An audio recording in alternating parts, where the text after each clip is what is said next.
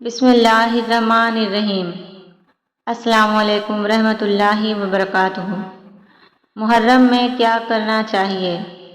پیارے دوستوں، محرم کی 10ویں تاریخ جس کا نام روز عاشوراء ہے، دنیا کی تاریخ میں یہ بڑا ہی عظمت و فضیلت والا دن ہے۔ یہی وہ دن ہے کہ اس میں حضرت آدم علیہ السلام کی توبہ قبول ہوئی۔ اسی دن حضرت نوح علیہ السلام کی کشتی طوفان میں سلامتی کے ساتھ جودی پہاڑ پر پہنچی۔ اسی دن حضرت ابراہیم علیہ السلام پیدا ہوئے اور اسی دن آپ کو خلیل اللہ کا لقب ملا، اور اسی دن آپ نے نمرود کی آگ سے نجات پائی۔ یہی وہ دن ہے کہ حضرت سلیمان علیہ السلام کو سلطنت ملی۔ یہی وہ دن ہے کہ حضرت ایوب علیہ السلام کی بلائیں ختم ہوئیں۔ یہی وہ دن ہے کہ حضرت ادریس و حضرت عیسیٰ علیہ السلام آسمانوں پر اٹھائے گئے۔ یہی وہ دن ہے کہ بنی اسرائیل کے لیے دریا پھٹ گیا اور فرعون لشکر سمیت دریا میں غرق ہو گیا، اور حضرت موسیٰ علیہ السلام کو فرعون سے نجات ملی۔ اسی دن حضرت یونس علیہ السلام مچھلی کے پیٹ سے زندہ و سلامت باہر تشریف لائے۔ اسی دن حضرت امام حسین اور ان کے رفقان میدان کربلا میں جام شہادت نوش فرما کر حق کے پرچم کو سربلند فرمایا تھا۔ پیارے دوستوں، آج کل ہمارے مسلمان بہت ساری الٹی سیدھی رسموں اور رواجوں کو فرض سمجھ کے ادا کر رہے ہیں، جو بہت ہی بڑا گناہ ہے۔ محرم کے مہینے میں صرف اتنی بات ہے کہ حضرت امام حسین رضی اللہ تعالی عنہ اور شہداء کربلا رضی اللہ تعالی عنہم کے مقدس روضوں کی تصویر یا نقشہ بنا کر رکھنا اور ان کو دیکھنا، یہ تو جائز ہے، کیونکہ یہ ایک غیر جاندار کی تصویر یا نقشہ ہے۔ لہٰذا جس طرح کعبہ، بیت المقدس، نالین شریفین وغیرہ کی تصویریں اور ان کے نقشے بنا کر رکھنے کو شریعت نے جائز ٹھہرایا ہے، اسی طرح شہدائے کربلا کے روضوں کی تصویریں اور نقشے بھی یقیناً جائز ہی رہیں گے۔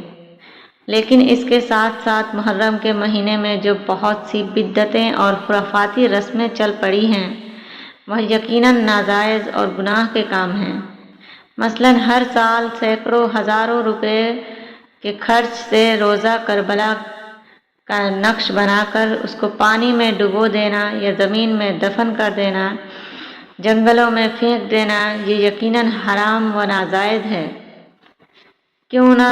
کیونکہ یہ اپنے مال کو برباد کرنا ہے، اور ہر مسلمان جانتا ہے کہ مال کو ضائع اور برباد کرنا حرام و ناجائز ہے۔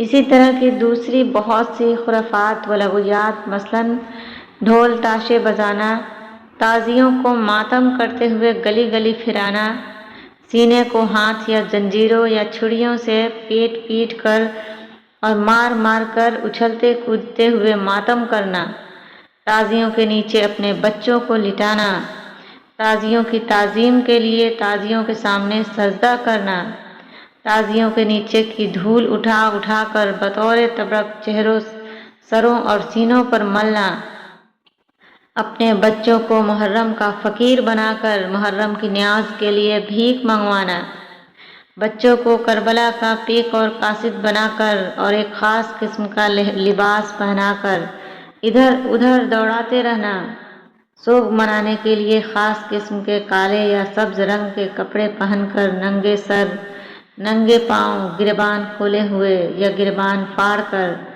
گلی گلی بھاگے بھاگے پھرنا، وغیرہ وغیرہ کئی قسم کی لغویات و خرافات کی رسمیں جو مسلمانوں میں پھیلی ہوئی ہیں، یہ سب ممنوع و ناجائز ہیں، اور یہ سب زمانہ جاہلیت اور افزیوں کی نکالی ہوئی رسمیں ہیں، جن سے توبہ کر کے خود بھی ان حرام رسموں سے بچنا اور دوسروں کو بچانا ہر مسلمان پر لازم ہے۔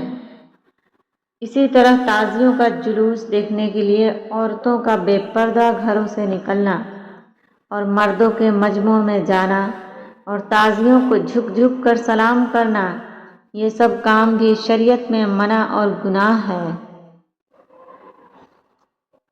اور محرم کے عاشورہ کے دن کھچڑا پکانا فرض یا واجب نہیں ہے، لیکن اس کے حرام و ناجائز ہونے کی بھی کوئی دلیل شرعی نہیں ہے، بلکہ ایک روایت ہے کہ خاص عاشورہ کے دن کھچڑا پکانا حضرت نوح علیہ السلام کی سنت ہے۔ چنانچہ منقول ہے کہ جب طوفان سے نجات پا کر حضرت نوح علیہ السلام کی کشتی جودی پہاڑ پر ٹھہری تو عاشورہ کا دن تھا۔ آپ نے کشتی میں سے تمام اناجوں کو باہر نکالا۔ توفول یعنی بڑی مٹر، گیہوں، جو، مسور، چنا، چاول، پیاز، 7 قسم کے غلے موجود تھے۔ آپ نے ان 7 اناجوں کو ایک ہی ہانڈی میں ملا کر پکایا۔ چنانچہ شہاب الدین کلیوبی نے فرمایا کہ مصر میں جو کھانا عاشورہ کے دن طبیخ الحبوب یعنی کھچڑا کے نام پکایا جاتا ہے، اس کی اصل دلیل یہی حضرت نوح علیہ السلام کا عمل ہے۔ پیارے دوستو، محرم میں ہمیں زیادہ سے زیادہ جتنا ہو سکے ہمیں نماز پڑھنا چاہیے، ہمیں نفل نماز کی بہت زیادہ کثرت کرنی چاہیے، اور عاشورہ کے روزے کی بہت بڑی فضیلت ہے۔ عاشورہ کی نفل نماز، عاشورہ کی رات میں 4 رکعت نفل نماز اس ترکیب سے پڑھے کہ ہر رکعت میں الحمد کے بعد آیت الکرسی 1 بار اور سورہ اخلاص قل اللہ 3 بار پڑھے، اور نماز سے فارغ ہو کر 100 مرتبہ قل اللہ احد کی سورہ پڑھے، گناہوں سے پاک ہوگا اور بہشت میں بے انتہا نعمتیں ملیں گی۔ 9ویں اور 10ویں محرم دونوں دن روزہ رکھنا چاہیے، اور اگر نہ ہو سکے تو عاشورہ ہی کے دن روزہ رکھے۔ اس روزہ کا ثواب بہت بڑا ہے۔ عاشورہ کے دن 10 چیزوں کو علماء نے مستحب لکھا ہے۔ بعض عالموں نے ان کو ارشاد نبوی کہا ہے، اور بعضوں نے حضرت علی رضی اللہ تعالی عنہ کا قول بتایا ہے۔ بہرحال یہ سب اچھے اعمال ہیں، لہٰذا ان کو کرنا چاہیے۔ روزہ رکھنا، صدقہ دینا، نماز نفل پڑھنے، 1000 مرتبہ قل اللہ پڑھنا، علماء کی زیارت، یتیم کے سر پر ہاتھ پھیرنا، اپنے اہل و عیال کے رزق میں وسعت کرنا، غسل کرنا، سرما لگانا، ناخن تراشنا، اور بعض نے اور اس کے علاوہ 3 چیزیں اور بھی بتائی ہیں: مریضوں کی بیمار پرسی، دشمنوں سے ملاپ کرنا، دعائے عاشورہ پڑھنا۔ حضرت عبداللہ بن مسعود صحابی رضی اللہ تعالی عنہ کہتے ہیں کہ رسول اللہ صلی اللہ تعالی علیہ وسلم نے فرمایا ہے کہ جو شخص عاشورہ کے دن اپنے بال بچوں کے کھانے پینے میں خوب زیادہ فراخی اور کشادگی کرے گا، یعنی زیادہ کھانا تیار کرا کر خوب بھر بھر پیٹ کھلائے گا، اللہ تعالیٰ سال بھر تک اس کے رزق میں وسعت اور خیر و برکت عطا فرمائے گا۔ پیارے دوستوں، محرم میں ہمیں ان سارے خرافاتی رسموں اور گناہوں سے بچنے کی توفیق عطا فرمائے، اور ہمیں بہت زیادہ سے زیادہ عبادت کرنے، نفل روزے رکھنے، نفل نمازیں پڑھنے کی توفیق دے۔ آمین ثم آمین۔